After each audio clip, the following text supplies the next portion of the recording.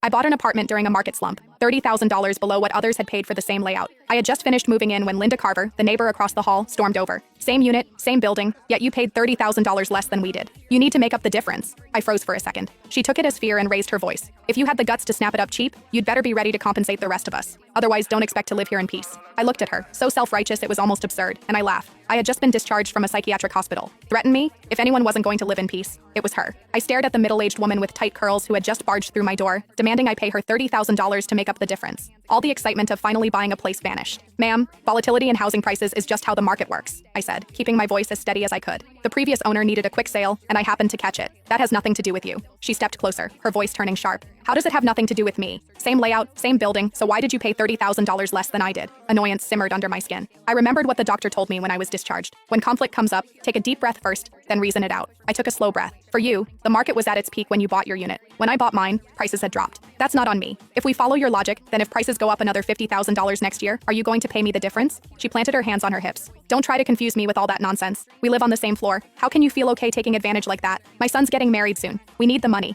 You bought it cheap, so you make up the difference. If you don't fix this, don't expect to live here in peace. I let out a short laugh, irritation bubbling over before I could respond. She suddenly lunged toward my luggage, reaching straight for my bag. Where's the money? Hand it over. $30,000 and not a cent less. A flash of anger shot through me. How could someone be this unreasonable? I was just about to pull out my phone and dial 911. The moment she saw what I was doing, she spun around and headed back to her unit. As she left, she tossed over her shoulder. If you don't pay up, we'll see how long you last here. I gave a cold laugh and ignored her, shutting the door behind me. That afternoon, I went downstairs to Harper's Corner store to pick up some essentials. Denise Harper, the owner in her 50s, scanned me up and down before asking, "You just moved in? 6th floor?" I nodded. She glanced outside, then lowered her voice. "Linda Carver from 601 just posted in the resident group chat saying you bought the place to run some kind of shady business." I froze. "What?" She sighed. "You got that apartment cheap. Their family can't accept it." She pulled up the chat and showed me. The messages were filthy. Linda Carver. At everyone. What do you reckon the woman who just moved into the 6th floor does for a living? I've lived for over 50 years. I know how to read people. What decent young woman lives alone in a place that expensive? You all know what that means. Now that you say it, yeah, that's suspicious. Where would such a young girl get that kind of money? Those kinds of gigs out there pay fast. Don't let her ruin the atmosphere of this place. Heard she's not bad looking? That makes it even more likely. Anyone got her contact? Just curious? Haha, not gonna do anything. Denise shook her head. They drove out the last person who lived in your unit the same way.